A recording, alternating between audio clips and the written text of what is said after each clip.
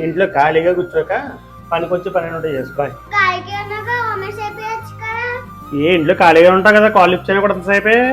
ఏంటి అంత కోపంగా ఉన్నావు? ఖాళీగా ఉండి ఏం చేయాలి? కోపం తెచ్చుకుంటున్నావు ఏంటి?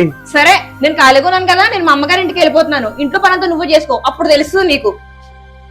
పోతే పోవే, నువ్వు లేకపోతే నేను చేసుకోవాలనుకుంటున్నావా? బెదిరిస్తుంటేగా. సరే అన్ని మంచిగా ఇది మాడిపోతుంది అనుకుంటా.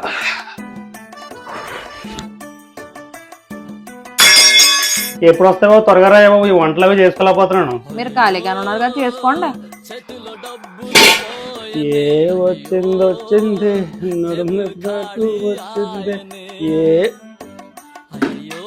ఎప్పుడు వస్తున్నావే? త్వరగా రావే.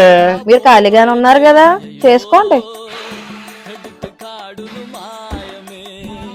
హలో, ఏం చేస్తున్నావు? వాషింగ్ మిషన్ లో బట్టలు వేస్తున్నానే.